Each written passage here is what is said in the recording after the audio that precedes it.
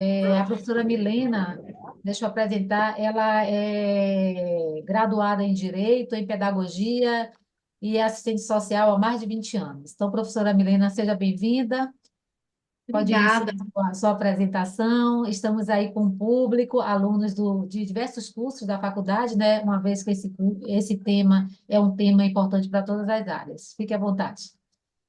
Obrigada. Boa noite a todos os presentes. Eu gostaria de pedir mil desculpas. Realmente, a gente programa e organiza tudo, mas saiu um pouco, o computador não funcionou. Essas coisas gostam de acontecer quando a gente está se planejando para começar uma atividade, mas, enfim, são coisas que acontecem. Eu peço mil desculpas a vocês pela demora, a espera. E a gente começa agora o nosso bate-papo aqui sobre o benefício de prestação continuada e o auxílio inclusão quem tem direito. Né? A professora Denilda já me apresentou, é, eu vou começar a falar um pouco, a contextualizar um pouco o que antecede a elaboração da política de assistência social no Brasil. Segredo da Eu vida. vou fazer um breve panorama. Alguém falou alguma coisa? Acho que não. Eu vou fazer um breve panorama desse contexto histórico, bem breve mesmo. Já estava no planejamento que ele seria breve, e agora vai ser mais breve ainda por conta do horário, mas eu me coloco à disposição. Se vocês quiserem fazer perguntas durante a explanação, não tem problema nenhum, vocês podem fazer, tá certo? Então, a política de assistência social no Brasil. Anterior à Constituição Federal de 1988, ela é um marco divisor de águas, né, dentro de um processo que o Brasil vivia lá atrás, com a ditadura militar, e a Constituição Federal de 1988 foi o marco divisor assim, de todo o processo de redemocratização do Estado brasileiro. Anterior à Constituição de 88, nós não tínhamos uma política de assistência social. E aí eu vou voltar mais lá atrás, no tempo, nas décadas de 30 e de 40, né, lá no governo de Getúlio Vargas, quando o Estado ele não tinha um olhar, né, para os direitos das pessoas que viviam em situação de que hoje a gente fala, né, como vulnerabilidade social. Então, o Estado brasileiro era um Estado mínimo, era um Estado que estava começando o seu processo de industrialização.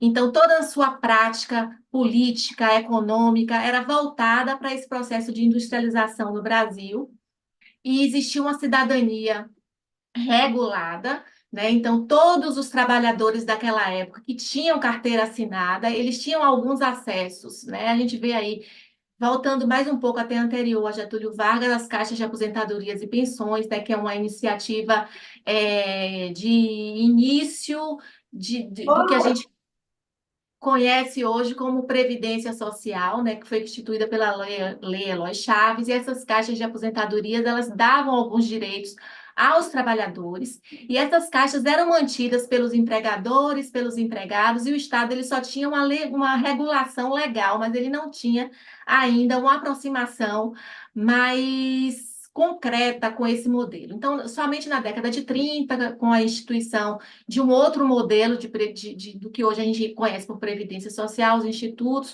que vai garantir também aos trabalhadores. Agora, eu estou fazendo todo esse desenho para dizer que somente tinha acesso a alguns direitos os trabalhadores que tinham carteira assinada. Todo o restante da população que estava à margem desse processo, né, de empregabilidade, de trabalho e de geração de renda formal mesmo, né, com carteira assinada, estavam apartados, eles não faziam parte. Né? O Estado era realmente mínimo nessas questões.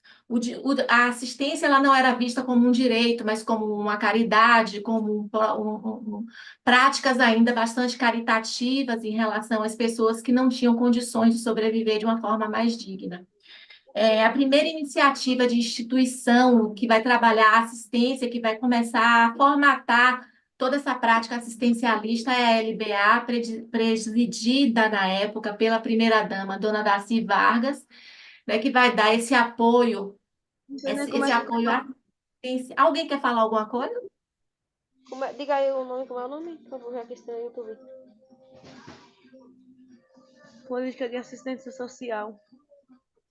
Eu vou continuar, tá certo?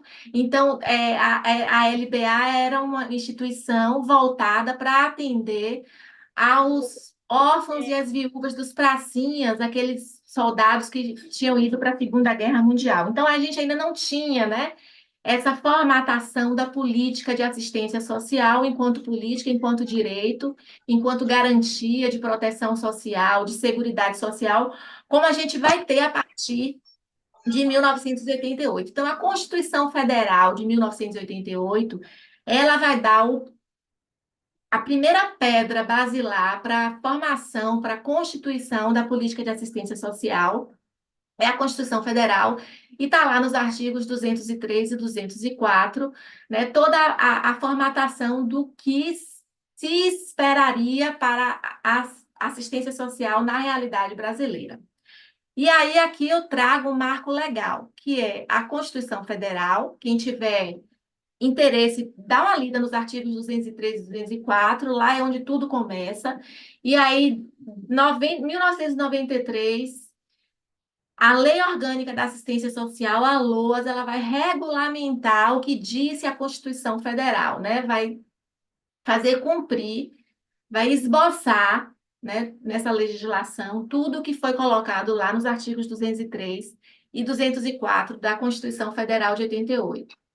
E aí, depois, em 2004, vem a Política Nacional de Assistência Social, essa organização mesmo da política, que bebeu muito da fonte da quarta conferência que aconteceu em 2003, né, onde foi traçado todas as diretrizes do que seria a política, do que deveria ser a política nacional de assistência social no Brasil.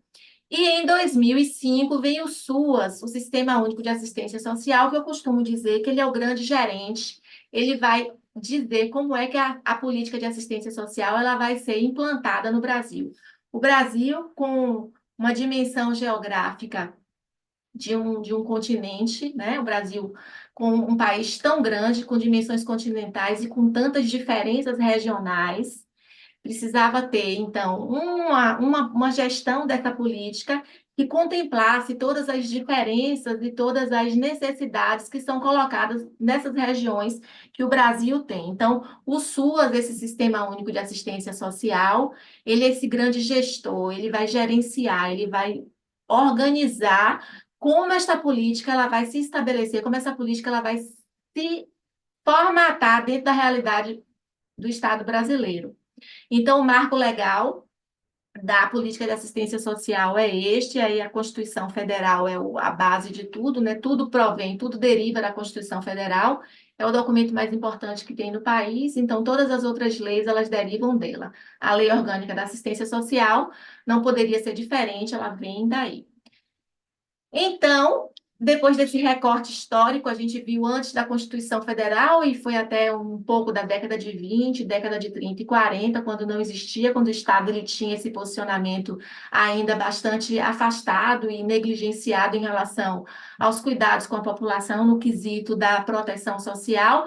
E a gente vê aí, a partir de 1988, com a elaboração da Política Nacional de Assistência Social. E o que é que significa assistência social, né? Qual a definição dessa política? É uma política de seguridade social, ela é não contributiva. O que é que significa isso?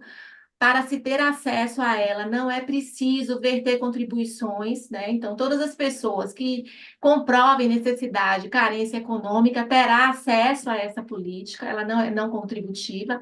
A política de assistência social, ela faz parte da Seguridade Social brasileira com mais outras duas políticas, que é a política da Previdência Social e a política da saúde. Isso não significa dizer que outras políticas também não façam parte da Seguridade Social e que com elas também se comuniquem, né, com a política de educação, a política de saneamento básico, enfim, todas as outras políticas. Mas as três que estão lá na Seguridade Social são essas: a assistência social, que ela é não contributiva, é uma característica dela, a política de saúde, que também é não contributiva, é um princípio da saúde, é a universalidade, então todos têm acesso, todos têm direito a acessar a saúde pública brasileira. E a Previdência Social, que é uma política contributiva. Para a gente ter acesso a ela, a gente precisa verter contribuições para a Previdência Social, para ter acesso aos benefícios, às aposentadorias, enfim, toda essa questão que envolve a Previdência Social. E a assistência social é uma política que está contemplada na Seguridade Social não contributiva, que provê os mínimos sociais, né, vai garantir esses mínimos sociais a essa população que se encontra em vulnerabilidade social, que se encontra em necessidade.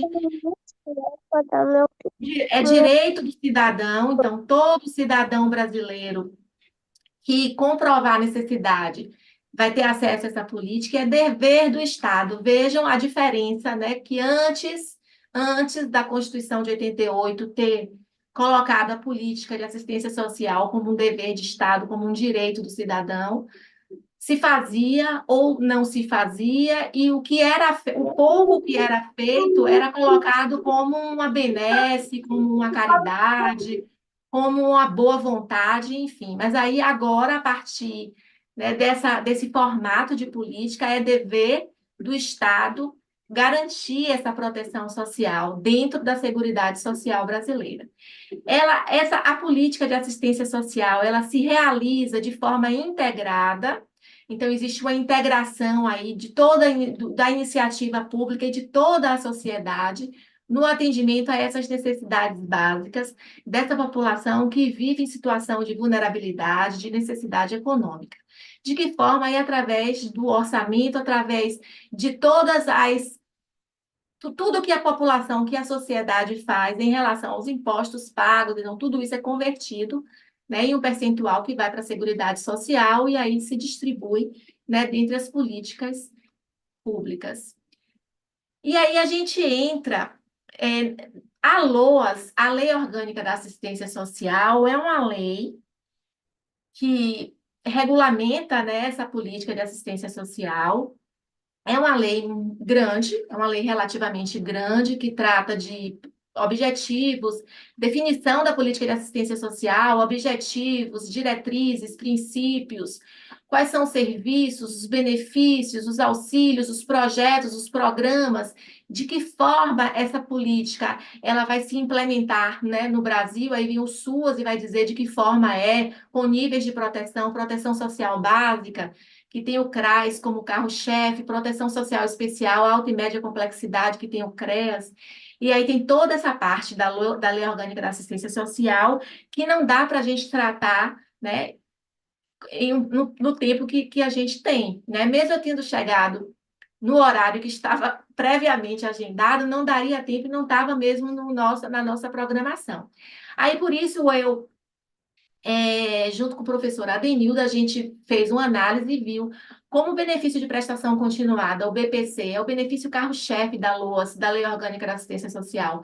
É um benefício bastante conhecido por todos nós, né, estudantes de serviço social, enfim, outros estudantes também, profissionais. É um benefício conhecido, é um benefício que sempre sofre alguma alteração e sempre tem algumas regulações na lei. Então, é um benefício importante para a gente tratar dele. E o auxílio inclusão também, que é um benefício que foi colocado dentro da Lei Orgânica da Assistência, foi recepcionado pela Lei Orgânica da Assistência Social, mas é um benefício que já estava tratado lá no Estatuto da Pessoa com Deficiência, e a gente vai ver como é que ele se concretiza na realidade das pessoas que necessitam, né, ter esse auxílio. Então, devido à importância do benefício de prestação continuada e desse benefício estar tão presente na vida de muitos brasileiros, a gente vai falar sobre ele, né? Sobre o que é o benefício de prestação continuada.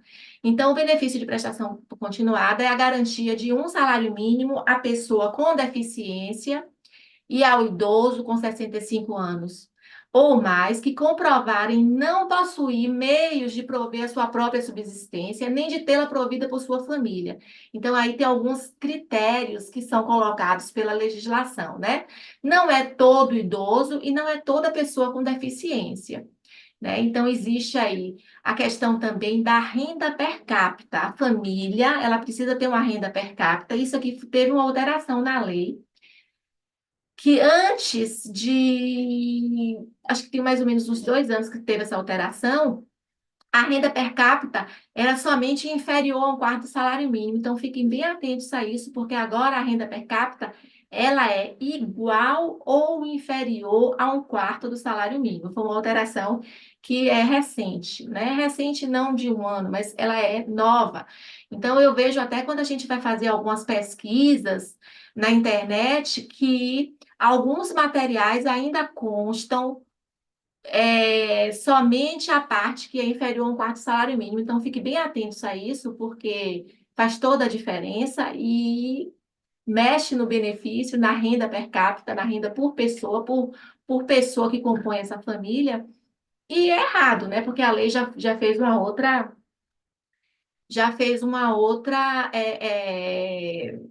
renda, né? Já colocou um outro conceito de renda, na verdade. Então, fique bem atentos a isso aqui. Então, não é qualquer idoso, não é qualquer pessoa com deficiência, tem que provar uma deficiência que realmente incapacite, e esse idoso, ele tem que ser um idoso que não tenha meios de prover a sua subsistência, nem de ter provido por sua família. E quem é essa família para a legislação, para a LOAS, né, a Lei Orgânica da Assistência Social? Para efeitos da LOAS, a família é o próprio requerente, né, os irmãos solteiros, os filhos e enteados solteiros e os menores tutelados, o cônjuge ou companheiro, pais, e na ausência dos pais, madrasta ou padrasto. Então, esse é o grupo que é considerado família para os efeitos que a LOAS coloca. Quem tem direito ao BPC? Quem tem direito ao BPC são idosos a partir de 65 anos de idade, a gente já falou sobre isso, pessoa com deficiência. Considera-se deficiência aquela de impedimentos de longo prazo, de natureza física, mental, intelectual ou sensorial, e que esses impedimentos, que essa deficiência, ela realmente impossibilite essa pessoa de estar no mundo de uma forma plena, efetiva, em igualdade de condições com outras pessoas que não tenham deficiências, né? Então, se esse estar no mundo é dificultado por esse tipo de deficiência, então isso vai ser analisado e aí essa pessoa se encaixa, né, no critério para recebimento do benefício de prestação continuada. E aí, além da deficiência ou além da idade, idoso a partir de 65 anos, tem que ver também a renda per capita, que a gente já viu que ela tem que ser igual ou inferior a 1/4 do salário mínimo. Então, vai somar todas as rendas que o grupo familiar tem, vai dividir pelo número de familiares, e aí esse resultado tem que ser igual ou inferior a 1/4 do salário mínimo. Vai pegar o salário mínimo, dividir por quatro, e aí esse valor é que tem que ser igual ou menor a essa composição aí de renda do grupo familiar. Deu para entender? Vocês podem perguntar. Não fiquem acanhados, não. Eu acho que a gente ainda tem um pouquinho de tempo. Vai dar tempo para a gente conseguir fazer. Então, é isso. Quem tem direitos são esses dois grupos, pessoas com deficiência. Tem uma questão que a lei coloca, a lei fala de natureza física, mental, intelectual ou sensorial. Eu até coloco isso, mas aí a gente pode até discutir isso em um outro momento, em uma outra visita. E aí eu prometo que eu vou começar a ver o computador 4 horas da tarde, para a gente não ter problema, mas deficiência mental já é uma nomenclatura que não se usa mais. Retardo mental também não se usa mais. Quando a lei coloca deficiência mental é uma amplitude que se dá e aí vem uma questão também como é que eu posso falar? De uma deficiência que engloba uma parte maior de uma questão que não é, e aí entra questões que envolvem preconceito, e até a própria nomenclatura leva a isso. Então, hoje em dia se fala em deficiência intelectual, né? Deficiência intelectual. É essa nomenclatura que a medicina utiliza. Quando se fala em deficiência, se exclui toda outra parcela que também, em determinadas ocasiões, pode ter necessidade de ter acesso ao benefício de prestação continuada, que são as pessoas que sofrem de transtornos mentais. E a lei não contempla. Eu até vi ontem, fazendo algumas pesquisas, que já tem deputados da Câmara trazendo essa discussão para ampliar, mas aí também é uma coisa que não está ainda sedimentada. Mas, por exemplo, as pessoas com esquizofrenia, ok, esquizofrenia em algumas situações pode levar a essa dificuldade de participação plena e efetiva na sociedade. Pode tomar medicação, tem muitas pessoas que estão bem, que têm condição de trabalho, mas tem outras situações também, né? Como tem casos de pessoas que têm deficiência intelectual e que não têm condição, que têm essa dificuldade em participação plena e efetiva, mas também outras pessoas com o mesmo diagnóstico que já têm um outro estar no mundo. Porque o que faz uma pessoa se diferenciar, a gente não vai igualar as pessoas por um diagnóstico. Aí já é uma outra discussão também. O diagnóstico não define a pessoa, né? O estar no mundo, o seu desenvolvimento vai muito além, né? Senão a gente fecha uma pessoa num preconceito de um diagnóstico. Mas aí é uma discussão para outra hora, certo? Por enquanto a gente fica com essas duas questões aqui, que são os idosos e as pessoas com deficiência, que têm essa dificuldade de se colocar no mundo, e aí a lei ela vai passando por toda uma perícia médica, social, vai se ver se ela tem, se ela está dentro dos critérios que são estabelecidos pela LOAS para que ela tenha acesso a receber o benefício de prestação continuada. Bom, a Lei 14.176 de 2021 trouxe as alterações na questão do quesito de comprovação de renda. E aí vai trazer alguns outros elementos. Isso aqui também é uma coisa bem interessante para vocês que estão estudando, que fazem concursos públicos. Isso aqui é questão certeira de concurso público também.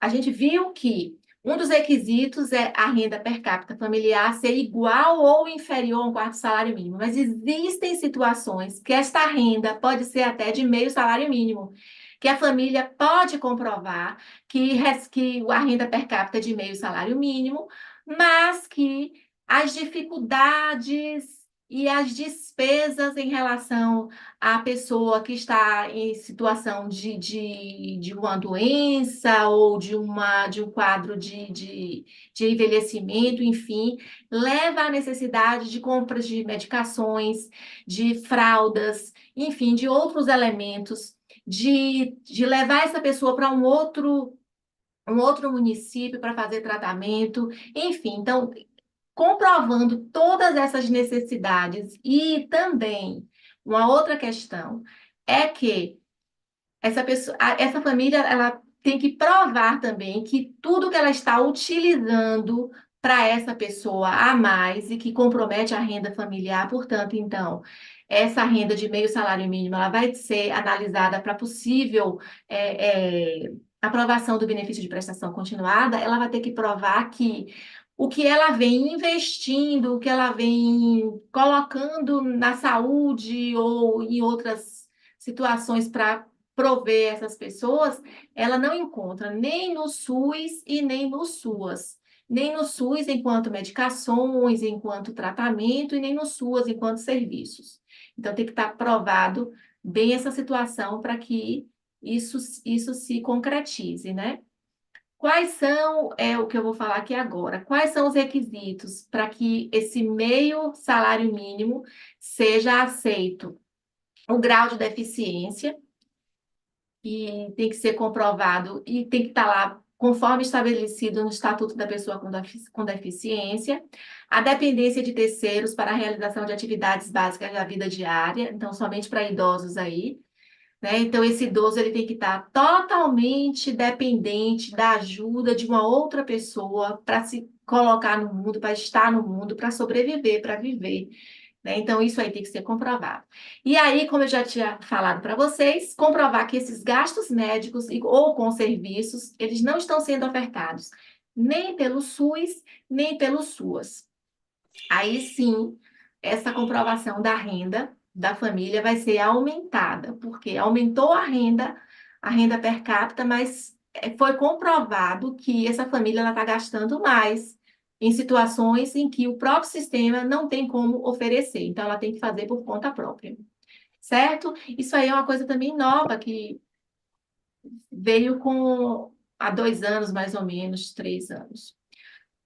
E o auxílio inclusão. O que é o auxílio inclusão? O auxílio inclusão é um apoio, um estímulo à pessoa com deficiência que está ingressando no mercado de trabalho. Então, esse auxílio inclusão, ele é direcionado exclusivamente a pessoas com deficiência que estão recebendo o benefício de prestação continuada. Nesse caso aí, o benefício de prestação continuada e o auxílio inclusão, eles trabalham em parceria. Então, para ter acesso ao auxílio inclusão, idoso não tem acesso ao auxílio inclusão, não, só a pessoa com deficiência, certo? Então, o objetivo é estimular e apoiar a inclusão dessas pessoas no mercado de trabalho. Está respaldado lá pelo Estatuto da Pessoa com Deficiência, que é essa lei aqui, 13.146 de 2015, e foi regulamentado, foi recepcionado pela Lei Orgânica da Assistência Social em 2021. Então, quem é que tem direito o auxílio reclusão? Pessoas com deficiência que sejam beneficiários do benefício de prestação continuada e que passaram a exercer atividade remunerada. E aí, o que é que acontece? O benefício de prestação continuada, ele é suspenso, a pessoa deixa de receber o benefício de prestação continuada e passa a receber o auxílio inclusão, como apoio e estímulo. Qual é o valor do auxílio inclusão? 50% do valor do salário mínimo vigente. Então, esta pessoa vai receber, além dos seus vencimentos, que não podem ser superior a 2 salários mínimos. Tem esse critério também. Então, a pessoa, ela ingressa no mercado de trabalho e os vencimentos, ela tem que receber até 2 salários mínimos. Né? Se receber 3 salários mínimos, já sai do requisito que é colocado para recebimento do auxílio inclusão, certo? Então, recebendo até 2 salários mínimos, ela vai receber o auxílio inclusão, que é no valor de 50% do salário mínimo vigente. Então, ela tem que exercer essa atividade remunerada, e ela tem que estar enquadrada como segurado do RGPS e do RPPS. O que é que significa isso?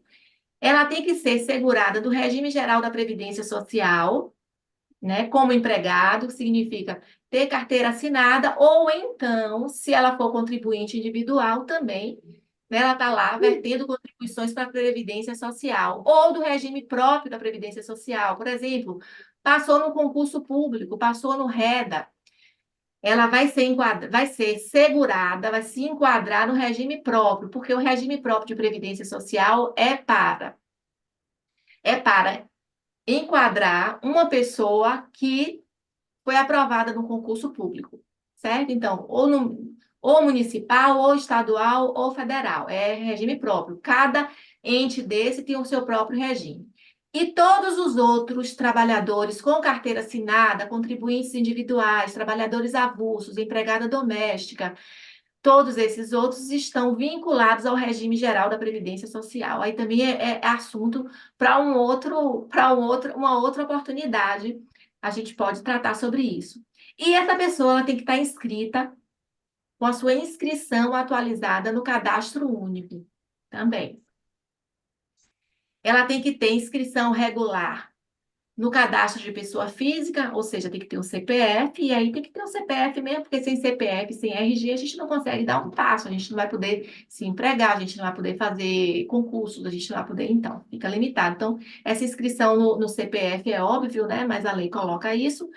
Ter remuneração mensal limitada, eu já falei, a 2 salários mínimos, não pode ser mais do que 2 salários mínimos para ter direito ao auxílio inclusão. Ter o grau de deficiência moderado ou grave, porque a lei coloca isso, mas é óbvio também, porque se ela tem uma deficiência leve, ela não seria nem beneficiária do BPC, ela não teria nem passado e não teria nem recebido o BPC.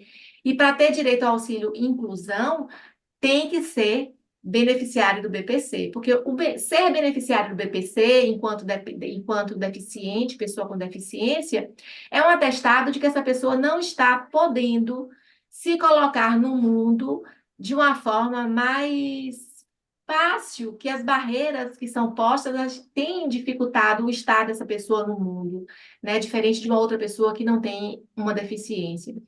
Então, um grau de deficiência moderado ou grave, ok, mas as pessoas podem melhorar, podem evoluir com tratamento, com terapias, e chegar um momento em que elas vão poder ingressar no mercado de trabalho. E aí, mesmo ingressando, ela vai ter esse apoio, esse estímulo aí do auxílio inclusão. Atender aos critérios de manutenção do BPC, inclusive quanto à renda familiar por pessoa, né? Que é essa renda per capita que a gente já viu.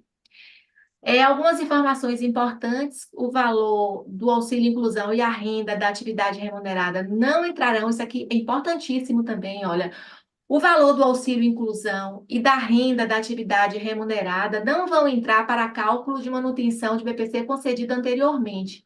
Ou seja, uma outra pessoa da família recebe BPC, e aí, essa outra pessoa, que às vezes tem grupos familiares que mais de uma pessoa recebe o benefício de prestação continuada, e a gente vai ver que isso é possível. Então, a renda, o auxílio inclusão, o valor do auxílio inclusão e da renda da atividade atual desta pessoa não vão entrar para recalcular a manutenção do BPC que já foi concedido lá atrás. É aquela velha história do direito, né? A lei ela não pode retroagir para tirar direitos, para prejudicar as pessoas. Então, isso aí fica ok, não vai ser modificado.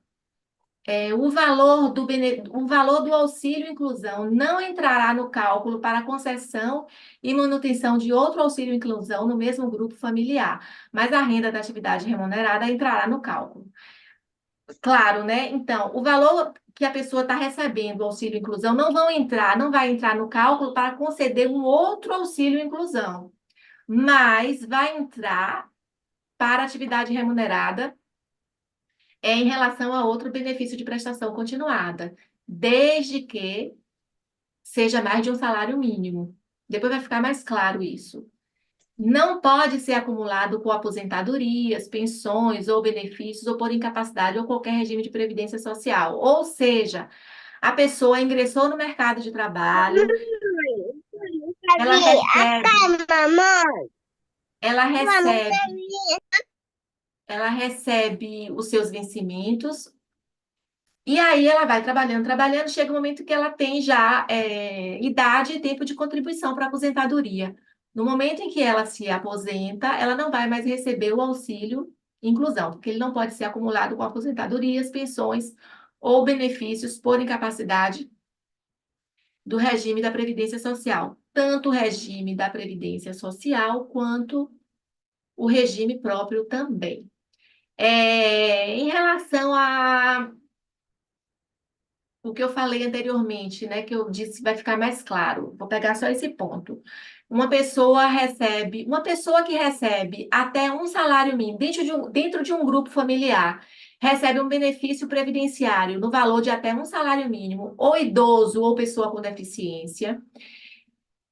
E recebe também BPC, dentro desse grupo, uma pessoa recebe BPC, uma outra pessoa recebe um auxílio da Previdência Social no valor de um salário mínimo. É um idoso e uma pessoa com deficiência. E uma outra pessoa do grupo familiar está pleiteando o BPC. Esses dois benefícios, o BPC, que é um salário mínimo, e o auxílio que essa outra pessoa recebe da Previdência Social no valor de até um salário mínimo, não vão entrar na conta para a soma da renda per capita do grupo familiar, para que uma outra pessoa deste grupo receba. Ficou claro? Não Professora ficou, Milena, professora diga. Milena, só para ficar mais claro, né, para os participantes.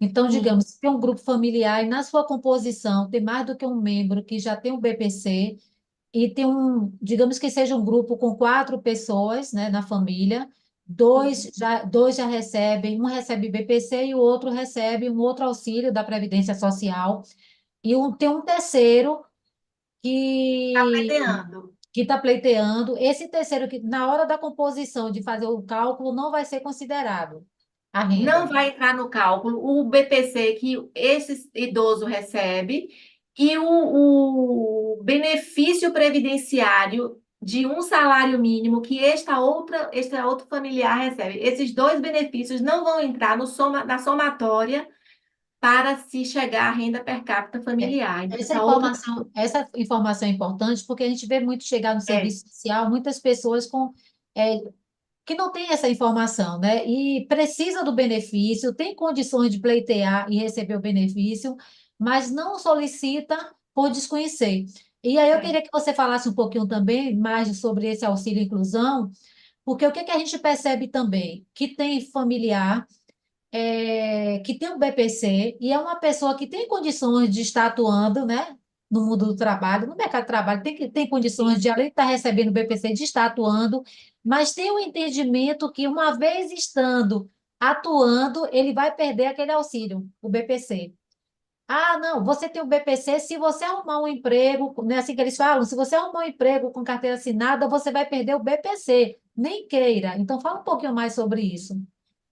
É, e vai perder mesmo, né? O BPC ele é suspenso e a pessoa no lugar, a pessoa com deficiência, e a pessoa com deficiência vai receber o auxílio inclusão, que é exatamente por essa questão de estimular e de apoiar, porque às vezes a pessoa tem condição, mas só que a gente também vive uma realidade no nosso país que é, eu vou usar a palavra cruel, e que é cruel mesmo, né? Às vezes as pessoas elas até se boicotam no sentido mesmo de não quererem assumir algumas habilidades, algumas possibilidades na própria vida por receio de perder um benefício que já é assegurado a ela mensalmente.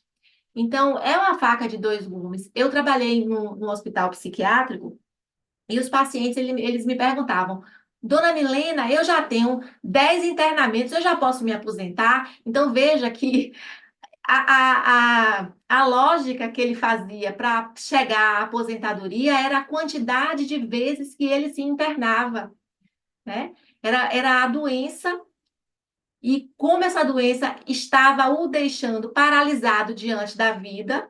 E olha que pessoas que tinham total capacidade, né? Fazendo tratamento, tomando a sua medicação corretamente, fazendo outras terapias, tinha total condição.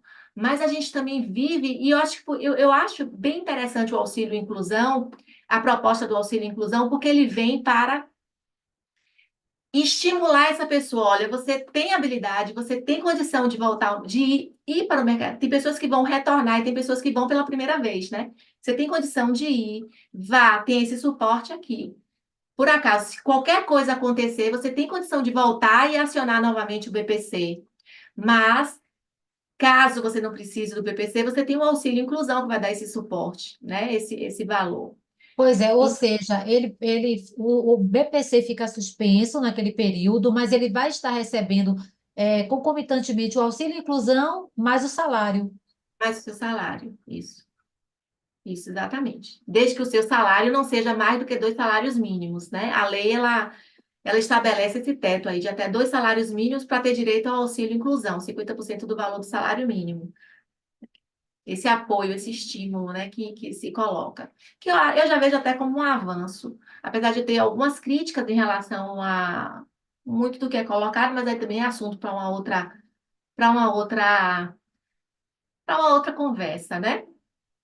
Mas a gente tem que ver também os pontos, né? Tudo na vida tem dois lados.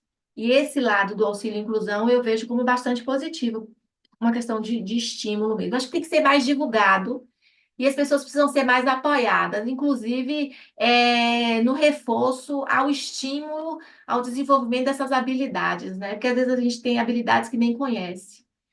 Então, o papel do CRAS, inclusive, desenvolvendo os projetos, dando esse apoio às famílias, trabalhando dentro do território, com grupos, enfim, pode despertar também. Acho que é um papel importante do CRAS, dentro do território, desenvolver e despertar as pessoas para essas habilidades que talvez elas desconheçam e que em algum momento da vida se desperta, né, para isso. Mas é essa a questão. Voltando, é, A política de assistência social é uma política extremamente importante, é uma política transversal que passa por todas as outras políticas. Então, independente do local que você, assistente social, trabalhe, você tem que ter um conhecimento da política de assistência social. Então, se você vai trabalhar na saúde, você precisa ter um conhecimento da assistência social. Se você vai trabalhar com educação, você precisa ter um conhecimento de assistência social. Se você vai trabalhar com previdência social, se você vai trabalhar numa empresa, enfim. Independente do local que você trabalhe, essa política ela estará presente porque ela perpassa por todas as outras políticas. É uma política também que está sendo já há muito tempo cobrada em concursos públicos, né? Agora em Salvador saiu o edital para a Prefeitura de Salvador para gestão, assistentes sociais na gestão e na assistência. A política de assistência social está nos dois, está contemplada nos dois conteúdos, tanto para a gestão quanto para a assistência. Então, é uma política extremamente importante, é uma política que é eixo mesmo de estudo do serviço social, né? A gente trabalha diretamente ou indiretamente com essa política, e é importante que a gente tenha esse conhecimento. É uma política que vem, ela está aí desde 93, né, com a regulamentação da LOAS, sempre sofrendo algumas alterações. Para vocês terem uma ideia, eu estava pensando isso hoje, né, preparando e organizando o trabalho. E o benefício de prestação continuada, a idade do idoso começou com 70 anos, imaginem vocês, começou com 70 anos, depois passou para 67 e depois para 65. Veja como as políticas elas estão, né, bem, porque a expectativa de vida aumenta, enfim, a população também começa a ter outras características, a pessoa com deficiência também, isso teve algumas alterações. Hoje já se questiona também por que que outros transtornos psiquiátricos também não são contemplados, de que forma isso pode ser trazido. Então, eu acho que quanto mais a gente entende, quanto mais a gente compreende, quanto mais a gente se debruça por entender a política, a gente pode favorecer a melhoria, a gente pode contribuir para que essa política se desenvolva mais, né? Dar ferramentas para que essa população ela tenha mais consciência e ela consiga se estabelecer na vida de uma forma mais verdadeiramente cidadã, né? Verdadeiramente cidadã. É isso, eu agradeço a vocês. Tem uma pergunta, professora Milena. Sim, sim. É, tem uma pergunta aqui da aluna, né? Ela pergunta o seguinte: para uma pessoa que contribuiu durante muito tempo com o INSS e depois passou a receber o BPC, né? Se ela vai, ela vai receber o BPC para sempre ou, ou ela se aposenta? Como é que funciona? E fala um pouquinho também que as pessoas chamam muito o LOAS, em vez de falar a Ah, LOAS, né? Então, eu queria que tá você certo. falasse sobre isso. Falo sim. Ó, em relação a essa questão da previdência e da assistência, ó, primeira coisa, é preciso saber se é homem, se é mulher, quanto tempo contribuiu com a Previdência Social. Porque às vezes a pessoa contribuiu com a Previdência Social, já chegou a uma situação em que garantiu os requisitos para aposentadoria, e vai ter que ter uma análise, né, para ver se ela tem direito à aposentadoria. A gente teve uma reforma na Previdência Social agora em 2019, mas existem regras de transição. As regras de transição, a pessoa que já estava filiada à Previdência Social antes da reforma, ela tem algumas regras que ela pode lançar a mão se for mais proveitosa para ela. Então, tem que ver essa questão. O tempo que ela contribuiu, a idade que ela tem, se ela é homem, se é mulher, porque isso faz a diferença, porque hoje, após a reforma, mulher se aposenta com 62 anos e homem com 65 anos. Tempo de contribuição para mulher, 15 anos, e para homem, 20 anos. Então, tudo isso tem uma diferença. E se ela recebe o benefício de prestação continuada, ela pode continuar recebendo o benefício de prestação continuada, que é revisto a cada 2 anos. E se as condições que favoreceram o recebimento do benefício de prestação continuada persistirem, ela vai continuar recebendo o benefício de prestação continuada até o fim. Agora, lembrando que o benefício de prestação continuada, com o falecimento do beneficiário, ele não se transforma em pensão por morte para a família. Então, a família não vai receber. Só recebe o benefício de prestação continuada a pessoa, ou o idoso, ou a pessoa com deficiência.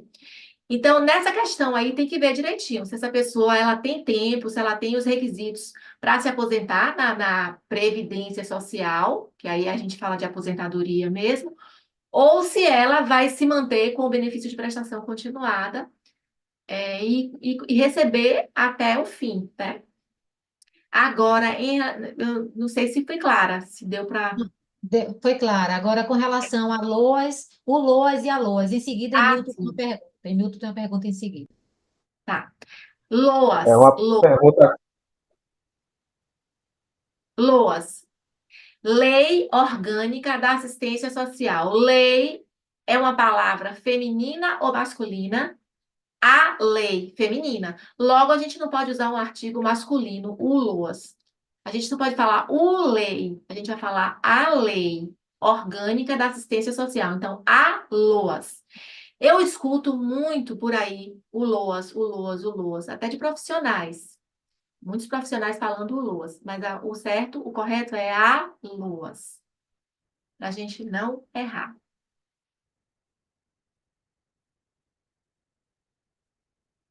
certo? Hamilton tem uma pergunta? Uma pergunta da inscrita Patrícia Santos, que fez a pergunta aqui no YouTube. Minha filha é deficiente em CID 71. Ela tem direito? F71, não é? Patrícia? Colocou o CID Patrícia 71. CID, né? O CID 71, F71. Bom, eu não vou entrar em questão de diagnóstico, porque não é a minha área, apesar de eu entender o que significa F71, porque eu trabalhei nessa área há um tempo. Olha, tem deficiência, Patrícia, a gente tem que avaliar. Aí essa deficiência ela tem que ser avaliada. É uma deficiência que impossibilita de estar no mundo, que as barreiras postas na sociedade dificultam de estar no mundo. Então, essa deficiência ela vai ser avaliada, certo? Eu sempre um exemplo de uma pessoa deficiente visual que teve todas as condições do mundo, estudou, aprendeu braille, se profissionalizou, fez faculdade, enfim. Então, o seu estar no mundo é muito mais fácil, ele se coloca de uma forma. Agora, uma pessoa com o mesmo diagnóstico que nasceu lá numa cidade distante, sem condições nenhuma de ter participado de um estudo, de ter aprendido braille, de ter se desenvolvido. Então, essa pessoa ela não conseguiu. Veja, percebam que não é o diagnóstico que limita a pessoa, certo? São as condições externas que vão favorecer ou não, né? Que essa pessoa se desenvolva, que ela desenvolva as habilidades e descubra novas habilidades, enfim. Então, duas pessoas com o mesmo diagnóstico. Uma conseguiu fazer faculdade, aprendeu braille, tal, e a outra não, porque nasceu numa cidade que não teve condição, e também dentro de uma família que não teve condição de levá-la a um outro município, tal. Então, essa pessoa ficou mais reclusa e não conseguiu desenvolver as suas habilidades. Perceba que é a mesma situação de diagnóstico. Mas, numa avaliação desse tipo de deficiência, as conduções, elas podem tomar caminhos diferentes, né? Então, veja, aí a gente tem que avaliar, Patrícia, a deficiência é uma deficiência que incapacita, que dificulta da sua filha de estar no mundo, de aprender, ela tem dificuldade, como é essa deficiência? É uma deficiência intelectual que dificulta muito, enfim. E, além disso, a renda familiar.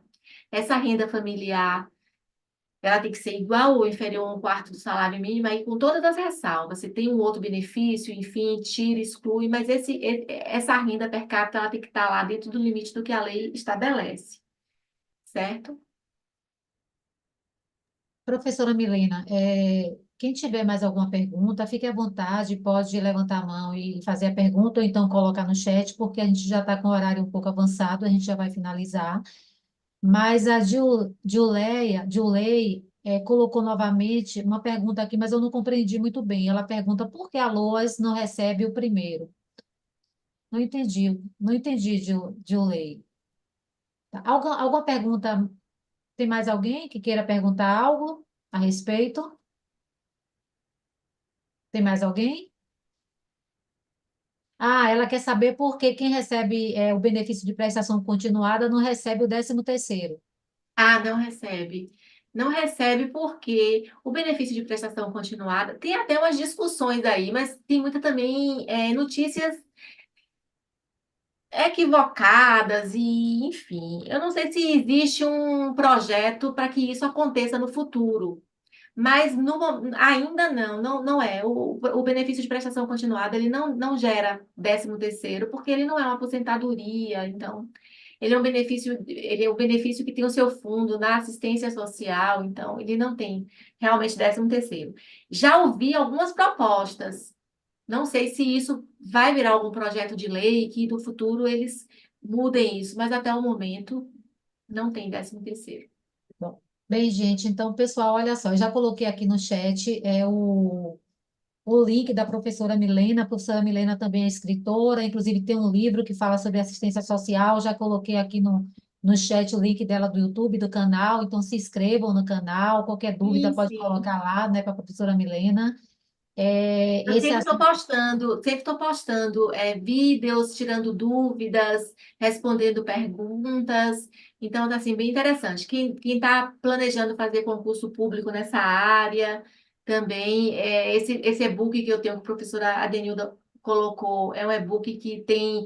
Eu trato de toda a lei orgânica da assistência social de uma forma bem explicativa, com notas, com mapas mentais, com questões de concurso público. Tem um bônus nesse e-book com 70 questões para concursos públicos com gabarito, está bem interessante.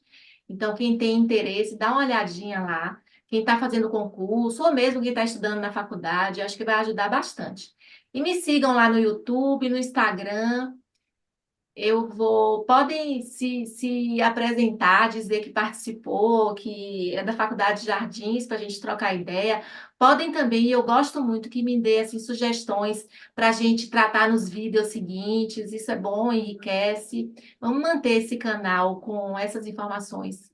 Trazer a política para o cotidiano, as políticas públicas para o nosso cotidiano, para que as pessoas se aproximem mais, saibam mais o que é que está acontecendo, isso é bem legal, isso fortalece a cidadania e empodera mais, né? E traz para o nosso conhecimento informações bem interessantes. Quando eu fiz faculdade, eu gostaria muito de alguém ter me dito: olha, enquanto estudante ainda faça concurso público, mas ninguém me disse. Acho que naquela época nem se falava tanto assim. Mas se vocês tiverem oportunidade, façam concurso público ainda estudando, ainda na faculdade. Primeiro, vocês estão até se colocando já numa lista que pode fazer um concurso agora e ser chamado daqui a 2 anos. Então, já é o tempo que você acabou a graduação, e enfim.